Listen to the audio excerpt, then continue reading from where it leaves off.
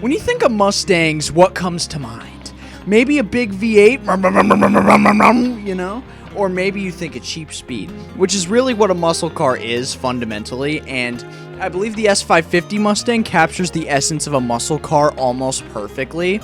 And I feel like the Mustang, since its creation, has improved itself to match whatever era of auto manufacturing it's a part of. Like how the Fox body was kind of boxier and smaller in, the parts of the 80s. And like how the New Edge was, it was smaller and more plastic constructed.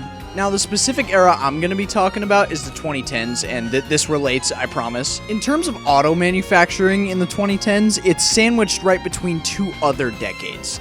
Those being the last true analog decade, so the 2000s, and the fully digital fucking iPad screen fucking essence of a cars, as we know as the 2020s. Now, the 2010s being placed here is important because, the large majority of cars from this era are, a super great blend of analog and digital. Now, this would not be a video on this channel if I did not mention German cars at least once, but take the F-chassis BMWs, for example. This is an F30 interior. Look at this shit, dude. Look at this interior. It's seamless blend. I think this is the perfect way to do it, and I've said this in other videos, but I'm glad that they've maintained analog details that we care about, such as climate control, the e-brake, the gauge cluster. That little screen doesn't really count, but The S550 Mustang was debuted right in the middle of this decade in 2015, and minus the calculator screen. Now, this car received the perfect blend of technology and analog being it from that decade, and you could be like, oh, but the facelift ones have a digital dash to figure.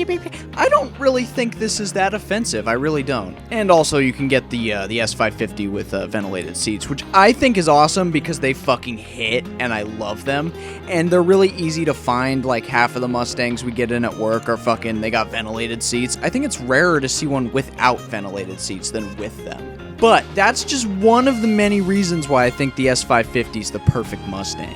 And let's talk about the drivetrains. So, as we know, muscle cars are very good at going fast in a straight line and doing literally nothing else. That is their entire purpose. That's what they're built for. And as such, I want to talk about the transmission options for this car, because there's a lot. So, from 2015 to 2017, so pre-facelift, the S550 automatic transmission was the A6R80, which came before the A10R80. We know all about the A10R80, 10-speed auto, crazy fast, but I want to talk about the A6R80, which is the lesser-known transmission. It's pretty fucking good. It's just an A10R80 with 4 less gears, obviously drastically different gear ratios because there's less of them, but it's a good automatic transmission. It's competent. But the biggest disputed topic in the S550 community is the MT82 6-speed manual, which people love to shit on, and for a somewhat valid reason. This transmission, oh boy, suffers from high RPM gear lockout. And the key word here is high RPM.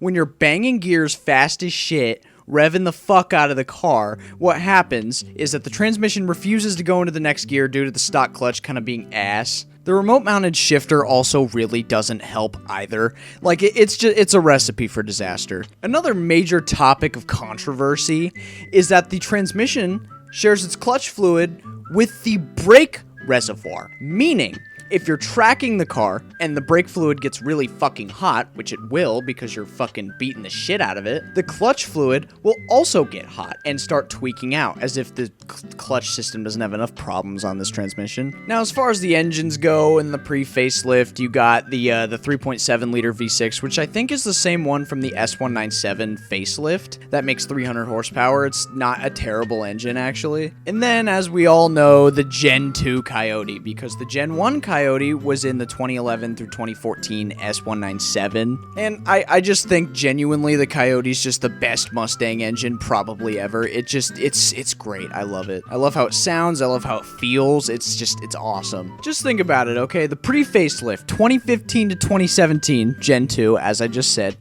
5 liters.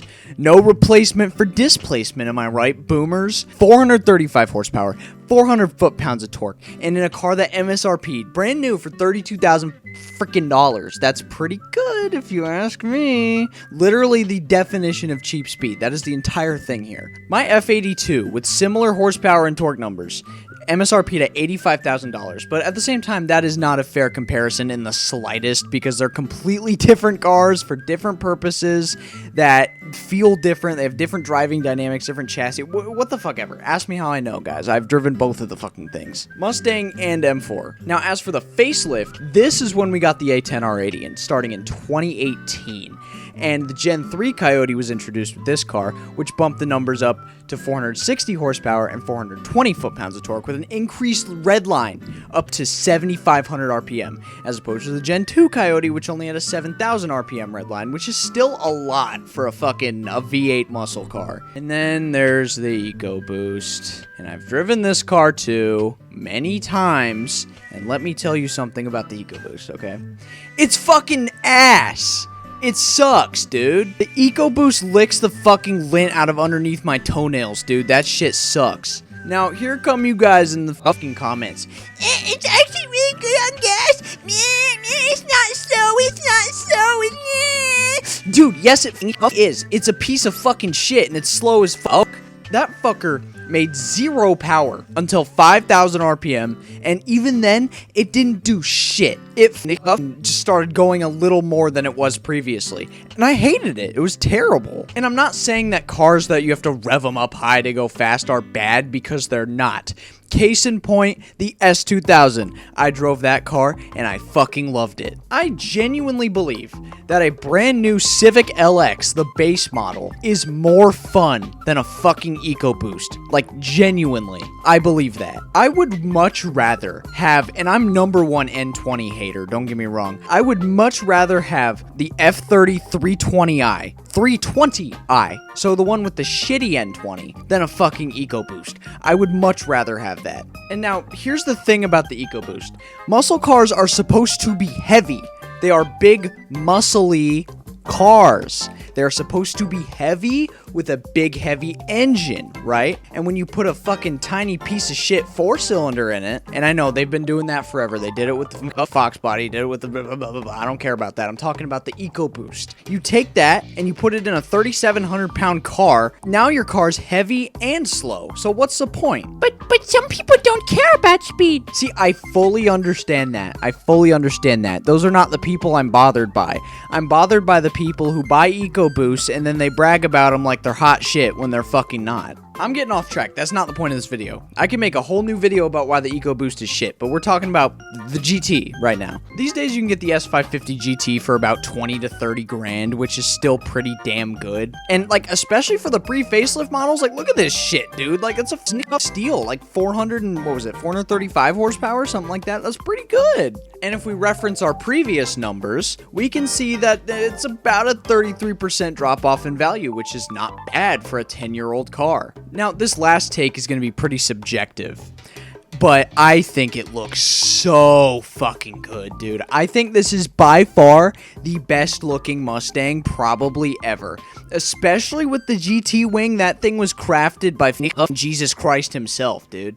And now there's an argument to be made for like the Gen 1 Mustang and the Gen 1 Fastback and whatnot, but even then, and I know you guys are gonna be pissed at me for this one, but I kind of like the S550 more. And but okay, listen.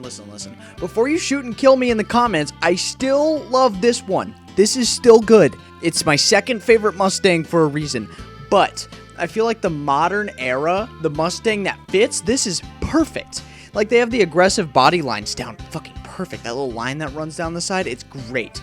And it's not smoothed out. It's not afraid to be a little standout-ish. And let me bring up the S650 because that thing looks like it's made of modeling clay. And I like the S650, man. I just think it looks a little clay-like, kind of like the X3. And don't even get me started on the Bullet, dude. This green looks so good on this car. And I love it. I love the Bullet. I'd love to have a Bullet. I think that's awesome. Now, obviously, this is a very subjective take what the best looking Mustang is. There's no 100% certain victor of the best looking Mustang. You're entitled to your own opinion. In fact, I encourage you to have your own opinion. Go out there and form your own opinions, you guys. Don't take all this shit from me just because I said something. Make your own opinion, have your own takes. You can disagree with me and be like, oh, Hazel, I think you're stupid and you're fucking wrong. That's perfectly okay, all right? Now, thank you for watching the video. Make sure you push the subscribe button, because the people that watch my videos, while very little, they're never subscribed. They never are, guys. And I think that if you subscribe, I got a McGriddle right here. This is a packaging. Just trust me, bro. But it's a sausage and egg McGriddle. And if you push the subscribe button, and if you like the video also, I'll give you the rest of my sausage and egg McGriddle, assuming it's not eaten. So, that's kind of a thing that's up in the air. But that's it. See ya.